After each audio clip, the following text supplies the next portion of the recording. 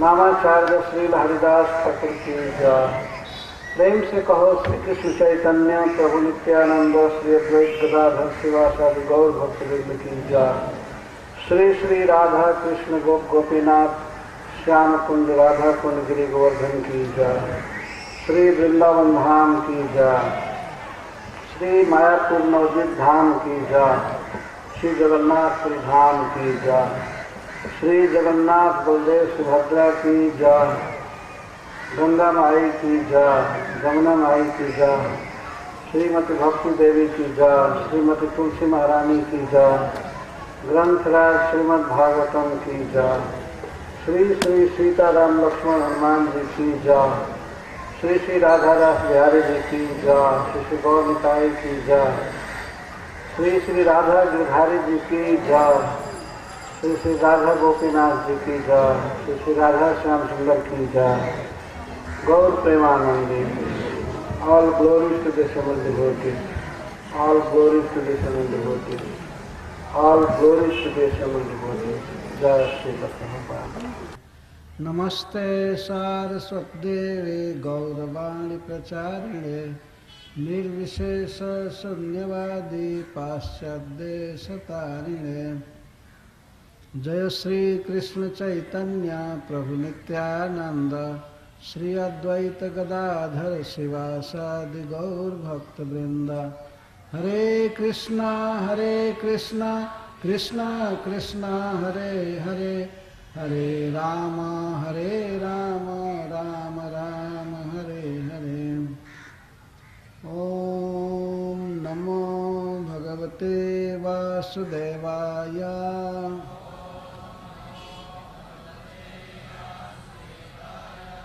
ओम नमो भगवते वासुदेवाय।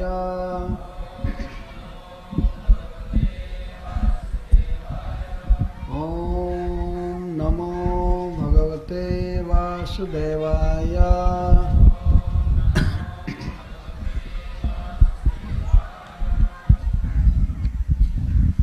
छठा अध्याय प्रारंभ किया जाएगा।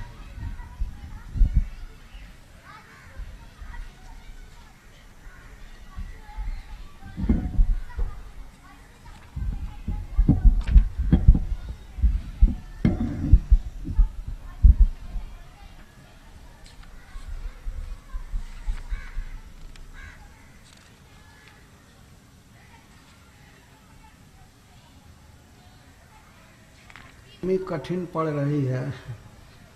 किसी को तो अपने साथ पॉलिथीन में अपना तौलिया लाना चाहिए, वो बिछा कर आराम से बैठ जाना चाहिए,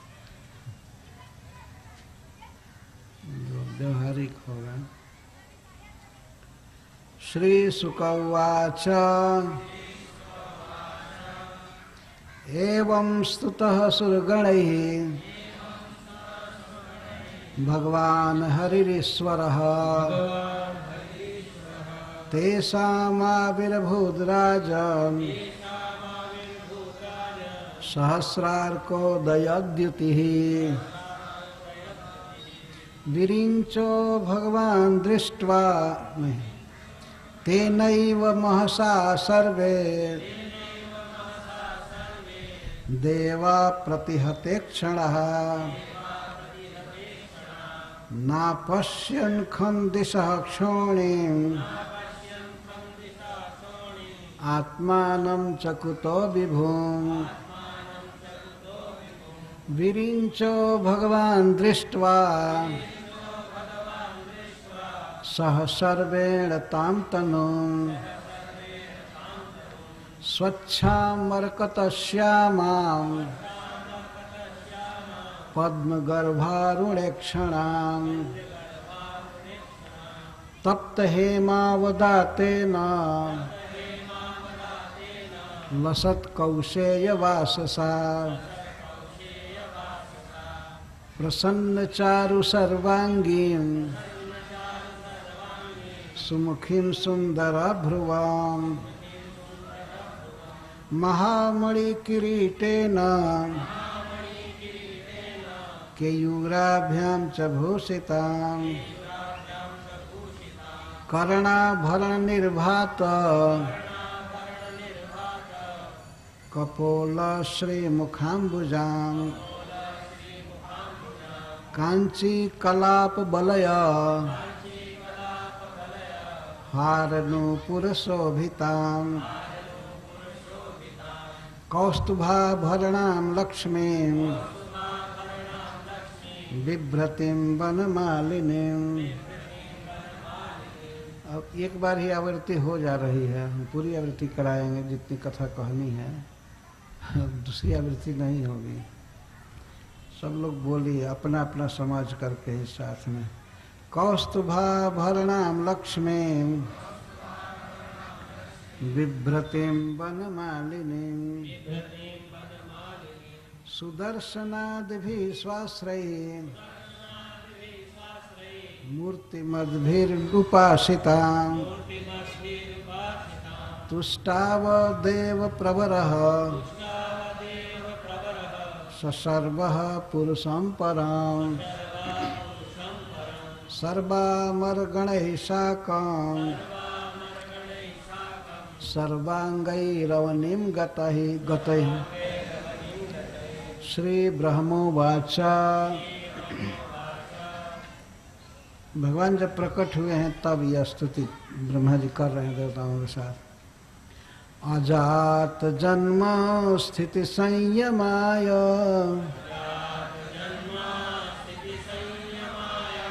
गुणाय निर्वाण सुखार्णवाय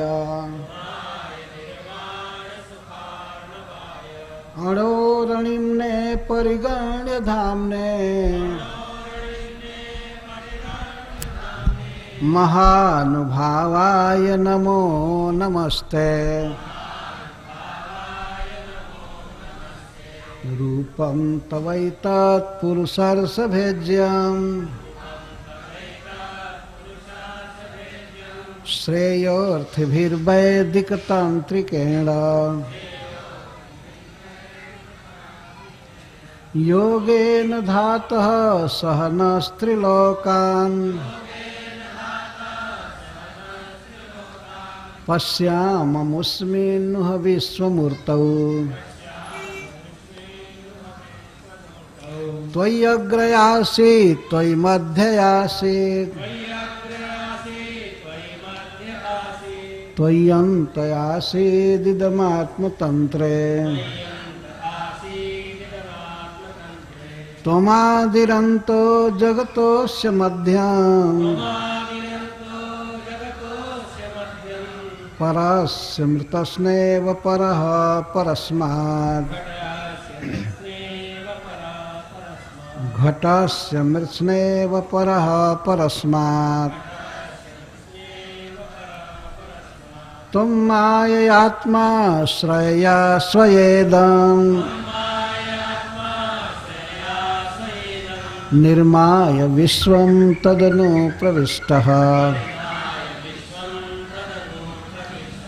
पश्यन्ति युक्ता मनसा मनीषिणो गुणव्यवायेऽप्यगुणं विपश्चितः यथाग्निमेधस् अमृतं च गोषु भुव्यन्नमम्बूद्यमने च वृत्तिम् योगैर्मनुष्या अधियन्ति हि त्वाम् गुणेषु बुद्ध्या कवयो वदन्ति तं त्वां वयं नाथ समुज्जिहानां सरोजनाभाति चिरेप्सितार्थम्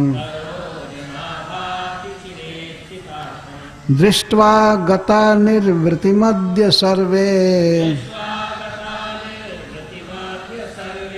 गजादवार्ता इव गाङ्गमम्भः सत्वं विधत्स्वाखिललोकपालः वयं जदर्थास्तव पादमूलम् समागतस्ते बहिरन्तरात्मा किंवान्यविज्ञाप्यमशेषसाक्षिणः अहं गिरित्रश्च सुरादयो ये दक्षादयोऽग्नेरिव केतवस्ते किं वा विदामे स पृथग् विभाता विधत्स्व सम्नो द्विजदेव मंत्रम्।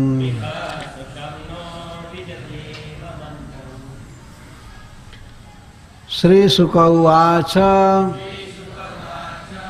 श्रील सुखदेव गोस्वामी ने कहा एवं इस प्रकार स्तुतः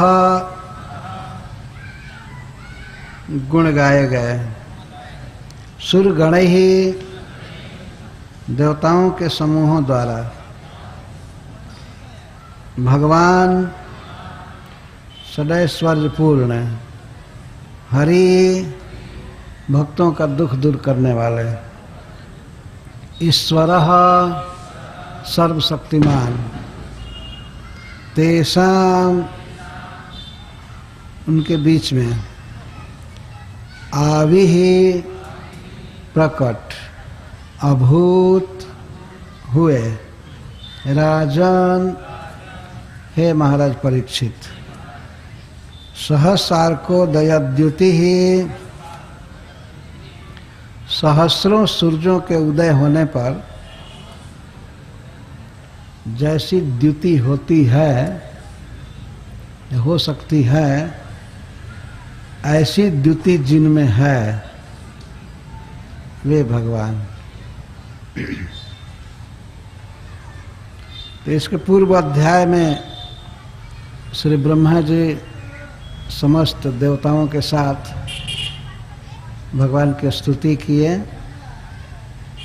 तो सुखदेव गोस्वामी कहते हैं एवं सुरगणैः स्तुतः एवं स्तुतः सुरगणैः भगवान हरिरीश्वर भगवान हरि ईश्वर इस प्रकार देवताओं के द्वारा स्तुत हुए। इस प्रकार भगवान का गुण गाया। अब पूरा पांचवा अध्याय वो स्तुति है, तो उसी को यहाँ एवं कह रहे हैं। एवं इस प्रकार देवताओं के द्वारा भगवान का गुण गाया गया। भगवान के श्री विष्णु के यहाँ 3 गुण बता रहे हैं, भगवान, हरि, ईश्वर। तो यहाँ भगवान का अर्थ है सुंदर, परम सुंदर, और सर्वज्ञ अर्थ भी है। और हरि का अर्थ है अपने भक्त देवताओं का दुख मिटाने में जो तत्पर रहते हैं, उनका दुख हरने में तत्पर रहते हैं, तो इसलिए वो हरि हैं। और ईश्वर उनका दुख हरने में समर्थ हैं, सर्वशक्तिमान। तो ऐसे प्रभु जब प्रशंसित हुए, उनका गुण गाया गया, तो तेषाम उनके सामने ही या उनके बीच में ही आविः अभूत प्रकट हो गए। भगवान के एक और गुण बताए जा रहे हैं कि सहस्रों सूर्य अगर एक साथ उगे तो जैसी द्युति होगी वैसी द्युति भगवान में होती है। इसको संस्कृत में अभूत उपमा अलंकार कहते हैं। ऐसे दृश्य से, वस्तु से उपमा देना जो कभी हुआ नहीं, तो उसको अभूत उपमा अलंकार कहते हैं। कि एक साथ 1000 सूर्य कभी उगे नहीं। पर एक शैली है साहित्य की, बहुत द्युति, इसका अर्थ ये है। सुखदेव गोस्वामी सहस्र कह रहे हैं। सहस्र का अर्थ है हजारों, अनंत अनंत, सहस्र का अर्थ। एक सूरज उगता है तो इतना प्रकाश होता है, सहस्र सूर्य एक साथ उदित हो तो कितना प्रकाश होगा। तो सहस्र सूर्यों के उदित होने पर जितना प्रकाश हो सकता है, ऐसा प्रकाश भगवान में रहता है। ये हरि का ही एक विशेषण है भगवान का या ईश्वर का, इतने तेजस्वी हैं। सहस्राणाम अर्काणाम उदय या द्युति तद्वत द्युतिर्जस्य स।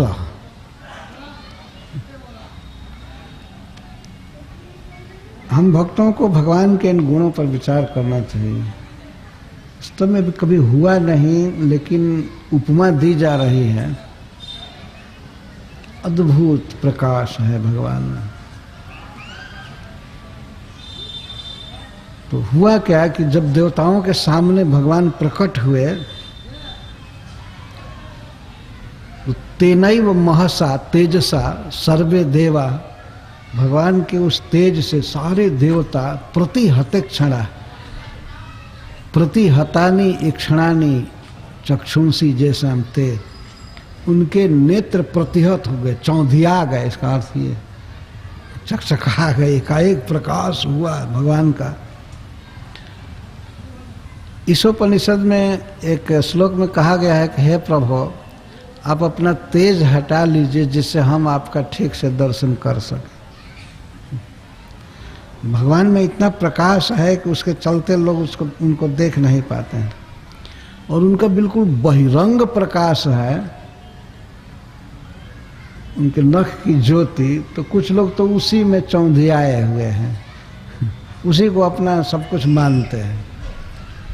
कोई डिवाइन लाइट कहता है, कोई कुछ लाइट कहता है, जो भी हो। और उसमें भी कुछ लोग संतुष्ट रहते हैं, ये ब्रह्म ज्योति कहते हैं, या कोई लाइट देखते हैं। लाइट और कुछ नहीं है, वो भगवान का ही लाइट है वास्तव में। परंतु उपनिषद में यह विनय है कि हे प्रभु, अपने लाइट को हटाइए जिससे हम आपको देख सकें। यहाँ इतने बड़े बड़े देवता हैं, केवल भगवान ब्रह्मा जी को और भगवान शिव को छोड़कर कोई नहीं भगवान को देखा। सबकी आंख एकदम चौंधिया गई, चकरा गई। तेनैव महसा सर्वे देवा प्रतिहते क्षणाः नापश्यन् खम दिशा क्षोणिम आत्मानं च कुतो विभुम। तो इतनी आंखें चकरा गई, उनकी चौंधिया गई कि वे न आकाश को देख रहे थे, न आकाश दिखाई दे रहा था, और न तो दिशाएं दिख रही थी कि दिशाओं में क्या है, और न खम दिशा छोड़ी, और न तो पृथ्वी देख रहे थे। जिस धरातल पर वो खड़े थे वो भी नहीं दिखाई पड़ रहा था। न आत्मानम, अपना हाथ पैर ही कुछ नहीं दिखाई दे रहा था। इतना प्रकाश से आंखें चौधिया गई, कुछ नहीं दिखाई दे रहा था। जब ये सब नहीं देख रहे थे तो फिर भगवान को कहाँ से देखें, जब वो अपने को भी नहीं देख रहे थे, कुछ नहीं दिखाई दे रहा था। तो कुतो विभुम, फिर भगवान को कैसे देख पाएंगे? तो कोई नहीं देखा। पर ब्रह्मा जी ने देखा। विरिंचो भगवान दृष्टवा सहसर्वेण ताम तनु, ताम तनु, भगवान के उस सुंदर शरीर को, श्री विग्रह को श्री विरंची भगवान ने देखा। विरिंच भगवान, श्री ब्रह्मा जी को विरिंच कहते हैं। उन्होंने देखा, और सह सर्वेण, सर्व भगवान शिव को कहते हैं, शिव जी के साथ देखा। शिव जी भी देख रहे थे और भगवान ब्रह्मा भी। ये समर्थ हैं, क्योंकि भगवान हैं तो इनकी आंखें नहीं चकराई। ये देखने में बिल्कुल समर्थ हुए। भगवान का अपना अंग है। श्रीपद श्रीधर स्वामी इस श्लोक के उपक्रम में बहुत सुंदर बात कहते हैं। अनावि ही आवि ही न भूता भू अभूत। वो अद्भुत ढंग से लिखते हैं कि यह भगवान का रूप केवल अनावि था इस प्राकृतिक जगत में। अनावि, अन आवि, आवि माने प्रकट होना, प्रकट नहीं था।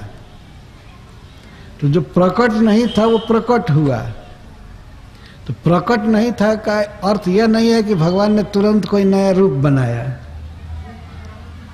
केवल पर्दा मान लीजिए हटा दिया जाए कहीं से, तो कोई स्टेज पर कोई आदमी दिखाई दे तो ये नहीं कहेंगे कि वो इस जन्म हो गया, पहले इसका रूप नहीं था और पर्दा हटाते हैं दूसरा रूप हो गया।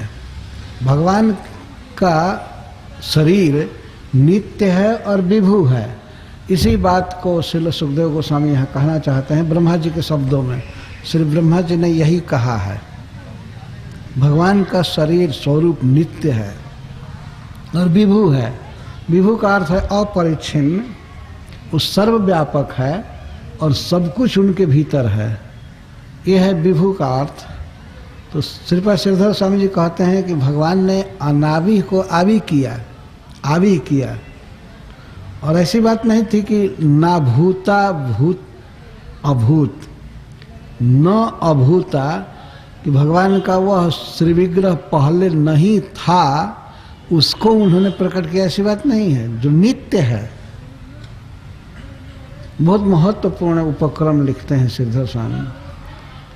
भगवान ने अपने अनावि स्वरूप को केवल प्रकट किया, उनका वो नित्य स्वरूप है। अपने धाम में श्री भगवान अपने परिकरों के साथ नित्य लीला करते रहते हैं और कभी कभी इस प्राकृतिक जगत में वे अवतार लेते रहते हैं, अपने को प्रकट करते हैं। श्रील प्रभुपाद जी लिखते हैं कि राम कृष्ण आदि रूपों में वे प्रकट होते हैं, उनका वो स्वरूप है। कुछ अज्ञ लोगों की ऐसी धारणा है कि वास्तव में भगवान निराकार होते हैं और इस जगत में आते हैं तो आकार धारण कर लेते हैं। यह गलत बात है। इसी का निषेध करने के लिए सब वर्णन किया जा रहा है। भगवान अपने धाम में रहते हैं नित्य, यहाँ तक कि इस जगत में भी वे रहते हैं, कण कण में प्रविष्ट हैं। उनका रूप है वह नित्य है और विभु है, अपरिच्छिन्न है। तो ब्रह्मा जी ने उस श्री विग्रह को देखा भगवान शिव के साथ। विरिंचो भगवान दृष्टवा सहसर्वेण ताम तनु, उस तनुम का, उस श्री विग्रह का वर्णन यहाँ किया जा रहा है। भगवान ब्रह्मा जी ने भगवान के कैसे स्वरूप को, सुंदर रूप को देखा, उसका वर्णन सुखदेव गोस्वामी कर रहे हैं।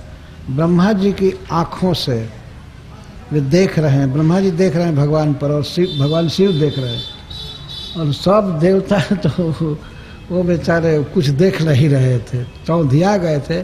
परंतु इसका ये अर्थ है कि कुछ देर में सबको दिखाई देने लगे भगवान, वे लोग भी स्तुति कर रहे हैं, ऐसा वर्णन आता है। देवता भी किए, ऐसा होता है ना, कोई बहुत प्रकाश देख करके आंखें चौधिया जाते हैं, लेकिन धीरे धीरे धीरे धीरे दिखाई पड़ता है। तो भगवान के रूप को भी देखने लगे। कैसा रूप है भगवान का, जो नित्य है और विभु है, वो है स्वच्छाम मरकतश्यामाम कंज गर्भारुणेक्षणाम। श्री ब्रह्मा जी देख रहे हैं, स्वच्छा, बिल्कुल निर्मल, चमचम चमक रहा है देह, निर्मल देह। सुअच्छाम, अत्यंत अच्छा, निर्मल, स्वच्छ। मरकत श्यामाम, मरकत मणिवत श्यामाम। भगवान के श्री विग्रह को श्री मूर्ति के रूप में वर्णन कर रहे हैं, इसीलिए सब स्त्रीलिंग में प्रयोग हो रहा है। ये अजीब वर्णन की शैली है। ताम मूर्ति, वह मूर्ति, तो इसीलिए मूर्ति स्त्रीलिंग शब्द है, अतः सबका वर्णन स्त्रीलिंग में आ रहा है। स्वच्छाम मरकत श्यामाम, मरकत मणि के समान नील वर्ण है भगवान। कंज गर्भारुणेक्षणाम, और श्री ब्रह्मा जी देख रहे हैं भगवान की आंखें, दोनों आंखें कंज गर्भ, कमल के कोष के गर्भ के भीतर जैसे अरुणिमा होती है, वैसे भगवान के दोनों नेत्र अरुण थे। कंज गर्भारुणेक्षणम।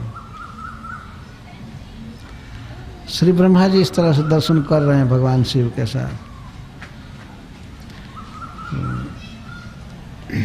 ये ध्यान का विषय है। पहले तो समग्र शरीर का ही बहुत अच्छा स्वच्छा रंग का वर्णन किया, मरकत श्यामा। अब आँखों का कंज गर्भारुणेक्षणम,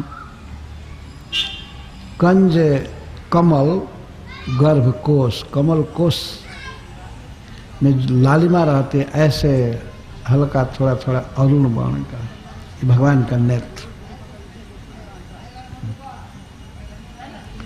इसके बाद कपड़ा का, वस्त्र का वर्णन कर रहे हैं। जैसे जी ब्रह्मा जी देख रहे हैं वैसे सुखदेव गोस्वामी वर्णन कर।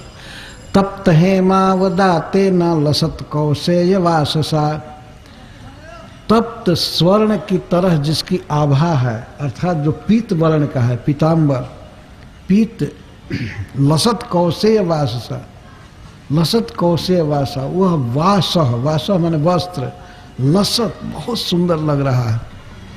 भगवान बहुत सुंदर वस्त्र पहने हैं, शरीर सांवला है लेकिन तपाए हुए सोने की तरह पीत वर्ण है वस्त्र का। लसत कौशेय वासा, और वस्त्र कौशेय वास वस्त्र है, कोष से बना हुआ वस्त्र है, रेशमी पीतांबर पहने हुए हैं। कौशेय वासा, ये इसको कहते हैं ध्यान। देख रहे हैं ब्रह्मा जी, भगवान शिव, और बाद में सब देवता भी देख रहे हैं। पर सुखदेव गोस्वामी जो वर्णन कर रहे हैं, उनके वर्णन से हम लोगों को अवसर मिलता है भगवान के स्वरूप का चिंतन करने का, ध्यान करने का। लसत कौशेय वाससा, प्रसन्न चारु सर्वांगीन, श्री मूर्ति का वर्णन। प्रसन्न चारु सर्वांगीन, प्रसन्नानी, चारूणी, सुंदराणी, सर्वाणी, अंगानी, अंगानी जस्याम ताम, या जस्या ताम। उस श्री विग्रह के प्रत्येक अंग परम सुंदर है, प्रसन्न है और सुंदर है। प्रसन्न, प्रसन्न चारु, प्रसन्नानी, चारूणी, सुंदराणी, सर्वाणी, अंगानी जस्या ताम। श्री मूर्ति। सभी अंग प्रसन्न हैं और परम सुंदर हैं। सुमुखीम और शोभनम मुखम जस्याह ताम, और मुख बहुत सुंदर है, सुशोभित हो रहा है। सुंदर भ्रुवम, और दोनों भौं हैं, आंखों के ऊपर जो केश की लकीर होती है उसको भौं का, दोनों बहुत सुंदर है। सुंदर भ्रुवम,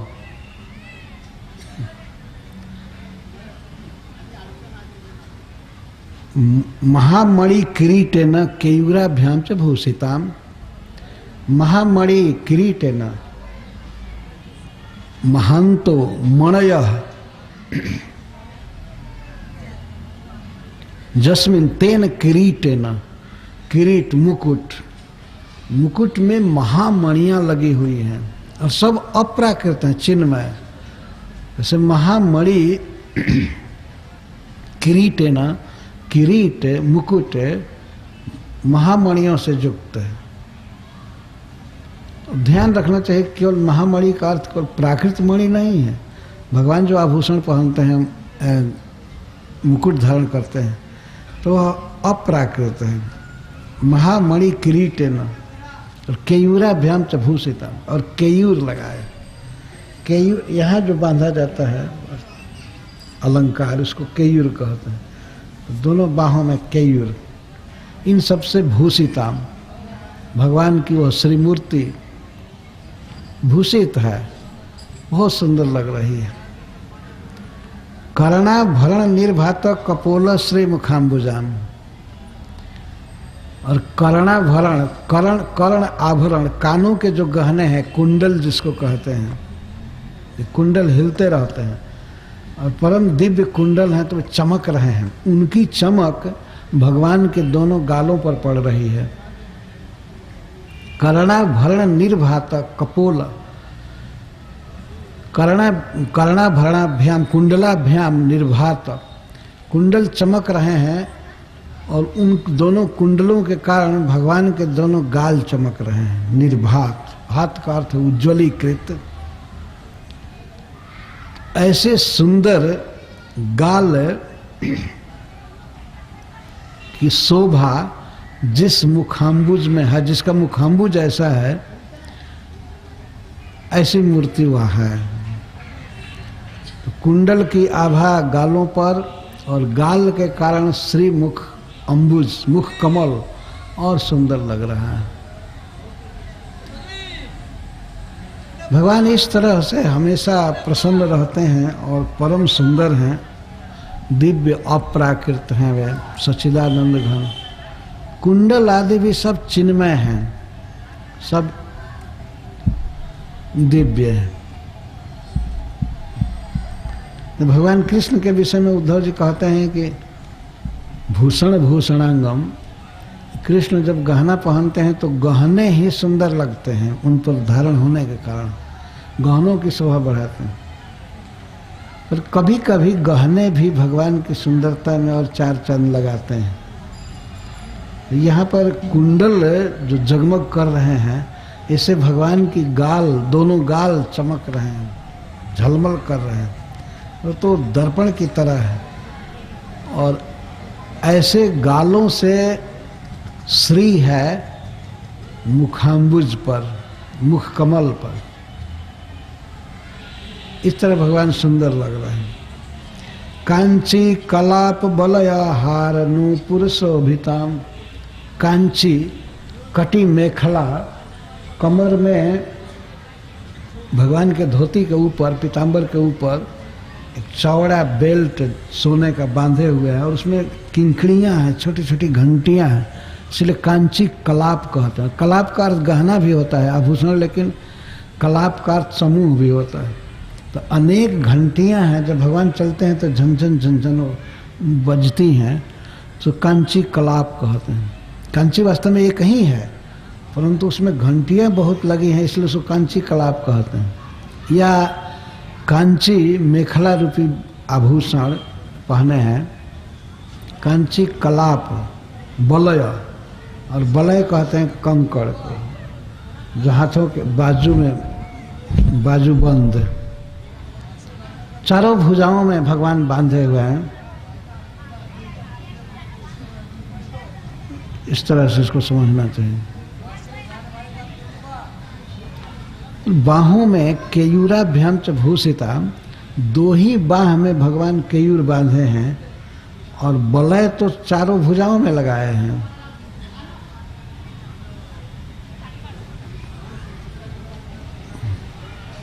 कांची कलाप बलय हार नूपुर शोभिता, और दिव्य मुक्ता के हार पहने हुए हैं, और चरणों में नूपुर है, 2 नूपुर एक एक चरणों में। तो इस तरह से चरणों के नूपुर द्वारा, हार द्वारा, बलय और कांची कलाप द्वारा भगवान की शोभा बहुत बढ़ रही है। कौस्तुभाभरणाम लक्ष्मीं बिभ्रतिं वनमालिनीं, कौस्तुभ आभरणम, कौस्तुभ आभरणम कंठे जस्यः ताम, जिसके कंठ में कौस्तुभ मणि का आभरण है, गहना लगाए हुए भगवान। वास्तव में वर्णन करने में अब स्त्रीलिंग शब्द का प्रयोग करने में अटपटाह लग रहा है, लेकिन सुखदेव गोस्वामी इसी तरह से वर्णन कर रहे हैं। श्री मूर्ति कह दिए तो वह गले में, कंठ में कौस्तुभ मणि पहनी है, वह श्री मूर्ति। कौस्तुभाभरणाम लक्ष्मीं बिभ्रतिं, और अपने वक्षस्थल पर वह लक्ष्मी को धारण की हुई है। श्रीवत्स जहाँ पर है वहाँ श्री लक्ष्मी जी को धारण की। वनमालिनीम, वनमाला अस्य अस्ति इति वनमालिनीम, वनमालिनी ताम, जो वनमाला धारण की हुई है वह श्री मूर्ति। वनमालिनीम, वनमाला अस्य अस्ति इति ताम, वनमाला इसको है, वनमाला धारण की हुई है मतलब पहनी हुई है, गले में वनमाला लटक रही है। तो सुदर्शनाद भी स्वाश्रय मूर्तिमत भी उपासिता, और यह श्री मूर्ति अपने सुदर्शन आदि अस्त्रों के द्वारा उपासित है। पुरुष के रूप में सारे अस्त्र भगवान की सेवा कर रहे हैं। सुदर्शन चक्र, कौमुदकी गदा, पंचजन्य शंख आदि जो अस्त्र हैं भगवान के, तो मूर्तिमान होकर के सेवा कर रहे हैं। चक्र के रूप में नहीं है, पुरुष के रूप में भगवत पार्षद हैं चक्र सुदर्शन। तो वे सब मूर्तिमान होकर के इस श्री मूर्ति की सेवा कर रहे हैं, उपासिता। ऐसे प्रभु को, भगवान को तुष्टाव देव प्रवरः ससर्वः पुरुषम परम, ऐसे परम पुरुष श्री विष्णु को श्री ब्रह्मा जी शिव जी के साथ तुष्टाव, संतुष्ट करने लगे, स्तुति करने लगे। फिर से जब भगवान प्रकट नहीं हुए थे तो उसके पहले भी स्तुति किए, और प्रकट होने के बाद भी स्तुति कर रहे। देखते हैं मंदिरों में भक्त लोग, भगवान का पट नहीं खुला रहता है तब भी कीर्तन करते हैं, और पट खुलने के बाद प्रणाम और फिर कीर्तन, है ना। यही है वैष्णव जीवन। भगवान सामने हो या न हो, कीर्तन तो चलता ही रहेगा। भगवान का पट बंद रहता है तब भी कीर्तन होता रहता है, और भगवान का पट खुलता है तब फिर से गोविंदम आदि पुरुषम तम हम भजामि, कीर्तन होता। ये सब परंपराएं हैं। श्री ब्रह्मा जी यही कर रहे हैं। समस्त देवताओं के साथ स्तुति किए जब भगवान प्रकट नहीं थे, और प्रकट हुए तो फिर स्तुति कर रहे हैं। तुष्टाव देव प्रवरः, देव प्रवरः भगवान शिव के लिए भी है और श्री ब्रह्मा जी के लिए भी है। दोनों में प्रयुक्त होगा। सर्वामर गणैः साकम सर्वांगै रवनिम गतैः। भगवान ने ब्रह्मा जी स्तुति करने लगे तो देवता क्या अंधे हो गए थे, चकचका गए थे, उसके बारे में कुछ प्रश्न होगा ना, देवता क्या कर रहे थे? नहीं, वे प्रणाम किए, देवता सब प्रणाम किए और इसके बाद उठे, सब स्तुति करने लगे ब्रह्मा जी के साथ, कीर्तन गाने लगे, हरे कृष्णा कृष्णा कृष्णा हरे हरे, हरे राम राम राम। सर्व अमर गणई, समस्त देवताओं के साथ। देवता कैसे हैं? सर्वांगई अवनिम गतई। देवता ऐसे पहले तो ऐसे हुए कि सर्वांगई अवनिम गतई, उस सभी अंगों से देवता अवनिम गतई, पृथ्वी पर सो गए थे, मैंने प्रणाम किए थे, सो नहीं गए थे साष्टांग से भी बेहतर प्रणाम कर रहे थे, क्योंकि सर्व अंग धरती में सटा हुआ था, बिल्कुल लौट गए। सर्वांग ही अवनिम गतई, सभी अंग उनके पृथ्वी पर थे। स्तुति करते समय नहीं, सोया हुआ आदमी स्तुति क्या करेगा,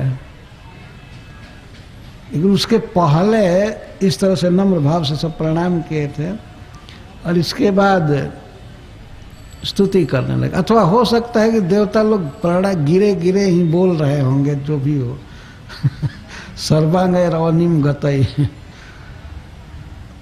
और ब्रह्मा जी भगवान शिव मुख्य रूप से स्तुति कर रहे हैं। स्तुति इस तरह से है, श्री ब्रह्मो वाचो, सुखदेव गोस्वामी केवल ब्रह्मा जी को कह रहे हैं, तो और कह दिए कि सारे देवता हैं और ससर्व श्री शिव जी हैं। अजात जन्म स्थित संयमाय अगुणाय निर्वाण सुखार्णवाय अणोरणिम्ने परिगण्य धाम्ने महानुभावाय नमो नमस्ते। ते नमः नमः, हे प्रभु आपको प्रणाम है, बारंबार प्रणाम है। ये विप्सा 2 बार जब प्रयोग होता है तो उसको कहते हैं संस्कृत में। इसका अर्थ है कि आपको अनंत अनंत बार प्रणाम है। ते नमः नमः, आपको प्रणाम है। भगवान के गुण गा रहे। कैसे हैं भगवान? अजात जन्म स्थित संयमाय,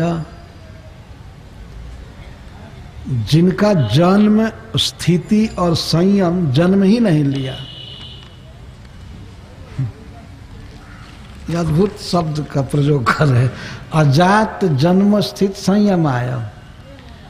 सृष्टि में 3 स्थिति होती है, किसी भी जीव के सृष्टि होती है तो जन्म होता है और कुछ देर रहता है स्थिति और संयम। संयम का अर्थ है मृत्यु। लेकिन भगवान का अजात, नहीं जन्म लिया है, जन्म, स्थिति और संयम। जिनका कभी जन्म नहीं होता है और न तो कहीं रहते हैं और न तो उनका संयम है, उपसंहार है। अजात जन्म स्थित संयम आया। तो ठीक है, अगर ये बात मान लीजिए ठीक है, भगवान का जन्म नहीं है और उपसंहार नहीं है, संयम नहीं है, लेकिन स्थिति तो है ना? नहीं है, स्थिति नहीं है। हंस गुह्य स्तुति में दक्ष प्रजापति कहते हैं कि आपके विषय में ये कहना बेकार है कि नास्ति अस्ति आप हैं, यह भी कहना उचित नहीं है। क्योंकि स्थिति उसी वस्तु की होती है जो चालू हुई है, कुछ डेट तक जन्म और मृत्यु के बीच में रहेगी, तो उसको स्थिति कहते हैं। लेकिन भगवान का तो कोई जन्म ही नहीं है और उनका कोई उपसंहार नहीं है, मृत्यु नहीं है। इस शब्द के द्वारा ये कहा नहीं जा सकता कि वे हैं। इसका अर्थ है नहीं कि नहीं है ये तीनों प्राकृत स्थितियां भगवान की नहीं है। अजात जन्म स्थित संयम आया। और श्रील विश्वनाथ चक्रवर्ती ठाकुर इसका अर्थ करते हैं, अ का अर्थ है नहीं और जात, अजात जन्म स्थिति संयम आया। हाँ, अ माने नहीं, जात माने हुआ है, उत्पन्न हुआ है, जिनके स्थिति जन्म और स्थिति, जन्म और लीला का संयम कभी नहीं है, उपसंहार नहीं है। अजात जन्म स्थित संयमाय, जन्म स्थितयो संयम न जात संयमाय, वैसे अर्थ करते हैं। इसमें लिखा गया है नित्यत्वम स्थिति र कर्म का जातस्य चेतनस्य न संभवति इति कर्मणोपि नित्यत्वम। और भगवान का जन्म नहीं है, स्थिति नहीं है, तो वास्तव में चेतन वस्तु जो है, जीव भी इस तरह का है। अगर प्राकृतिक शरीर से अलग करके जीव को देखा जाए तो उसका भी जन्म नहीं है, उसकी भी मृत्यु नहीं है। तो भगवान का कभी प्रारंभ नहीं है, जन्म नहीं है, और स्थिति नहीं है, संयम नहीं है। क्यों नहीं है? क्योंकि अगुणाय, भगवान समस्त भौतिक पदार्थों से परे हैं। गुण कहा जाता है भौतिक वस्तुओं को, और अगुण का अर्थ है भगवान भौतिक नहीं है। उनका धाम, उनके परिकर, उनका देह है, उनकी लीलाएं कोई भी प्राकृत नहीं है, इसलिए उनको अगुण कहते हैं। निर्गुण, निर्गुण है, अगुण आया।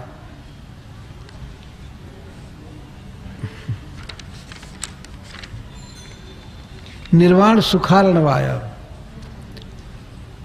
और वे निर्वाण सुख के समुद्र है, महासागर है। निर्वाण सुख किसको कहते हैं? निर्वाण, बाण का अर्थ है संस्कृत में दुख, और निर्वाण का अर्थ है दुख से जो सुख कटा हुआ नहीं है। निर्दुख सुख को निर्वाण सुख कहते हैं। निर्वाण सुख के अर्थात मोक्ष सुख के, दिव्य सुख के भगवान महासमुद्र है।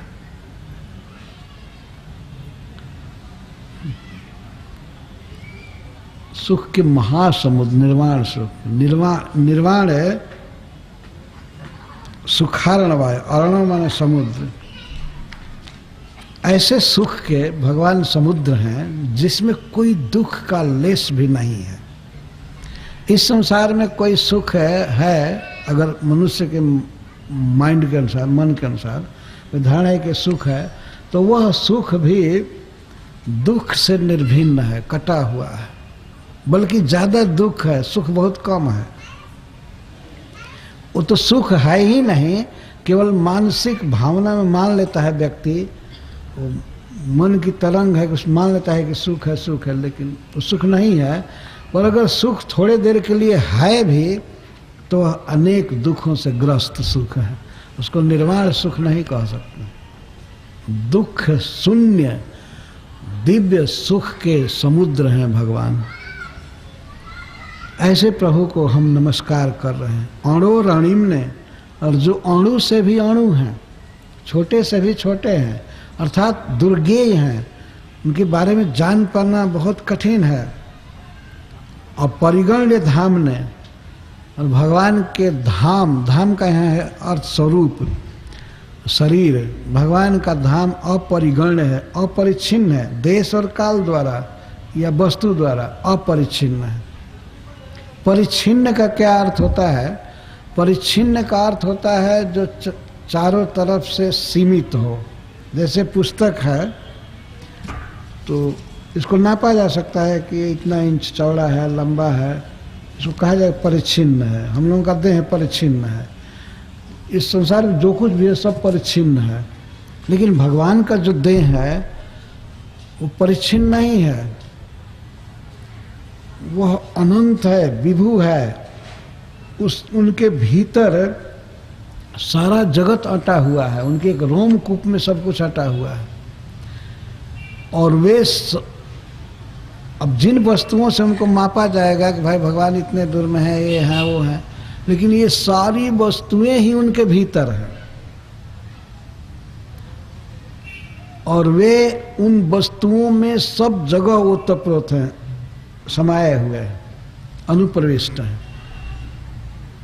नहीं है जहां वे न हो, ऐसा कोई काल नहीं है जब वो न हो। सर्वत्र हैं, सब समय हैं, सर्वव्यापक है, विभु है, सर्वांतरजामी है, बल्कि उन वस्तुओं के रूप में भी वही है, उन्हीं की शक्ति है। इस बात को श्री ब्रह्मा जी यहाँ कह रहे हैं। तो अपरिगण्य धाम ने, और एक और अर्थ श्रील विश्वनाथ चक्रवर्ती ठाकुर कह रहे हैं कि जिनके धाम शरीर अपरिगण है, असंख्य है, असंख्य अवतार हैं भगवान के, गिनती नहीं की जा सकती कि कितना अवतार है भगवान के। अनंत अनंत अवतार हैं। पहले तो उनका रूप ही गिनना असंभव है।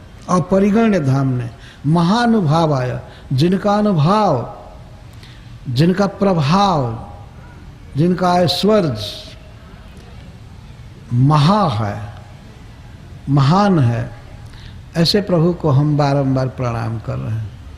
भगवान को बारंबार प्रणाम करना यह जीवन की शोभा है। भगवान को प्रणाम करने जैसा सुकृत कुछ है नहीं। प्रणाम करने वाले का भगवान दुख हर लेते हैं। प्रणामो दुख समना। हम लोगों का जीवन में अनुभव है कि भगवान को प्रणाम करने से बड़े बड़े दुख चले जाते हैं।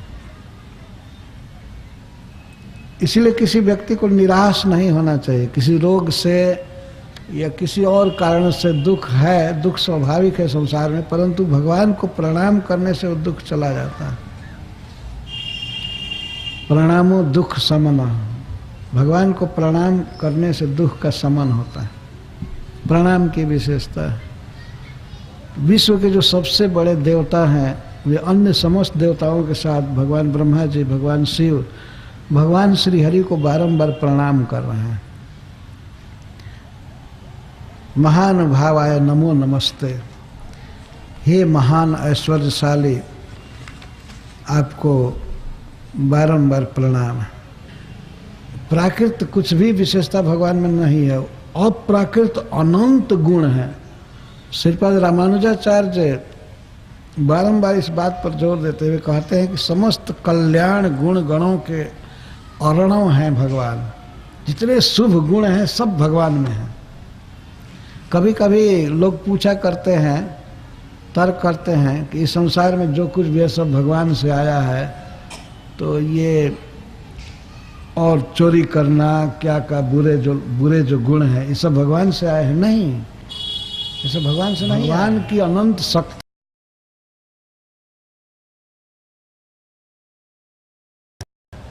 जरा सोचिए, किसी मनुष्य में, किसी जीव में बुरी आदतें होती है, कई प्रकार के दोष होते हैं, सब भगवान से नहीं आए हैं। भगवान की बहिरंगा माया शक्ति से आए हुए हैं, भगवान से नहीं आए हैं। तो भगवान से तो इस तरह की अनंत शक्तियां विरुद्ध निकलती रहती हैं। जैसे माया शक्ति है, जड़ शक्ति, इसके साथ स्पिरिचुअल शक्ति है, तटस्थता शक्ति है। एक पृथ्वी है, पृथ्वी से कितनी शक्तियां निकलती हैं। गन्ना निकलता है उसी स्थान पर और मिर्च निकलता है, तो क्या गुड़ के बदले मिर्च खाएंगे? मिर्च खाएंगे लेकिन गुड़ के बदले नहीं खाएंगे ना। और ये कहे कि नहीं, दोनों पृथ्वी का विकार है, पृथ्वी से निकला है, इसलिए इसमें अंतर नहीं है। भगवान चैतन्य महाप्रभु बचपन में ही इस फिलॉसफी को माँ को समझाए लीला द्वारा। माता जी ने उनको खाई और संदेश दिया खाने के लिए, तो वे छोड़ करके माटी खाने लगे। तब तक माता सची आई और छीन ली हाथ से, माटी खा रहे थे और डांटी, अरे तू माटी क्यों खा रहा है? तो चैतन्य महाप्रभु कहते हैं, माँ ये जो खई है, लावा है चावल का, ये भी माटी से निकला है,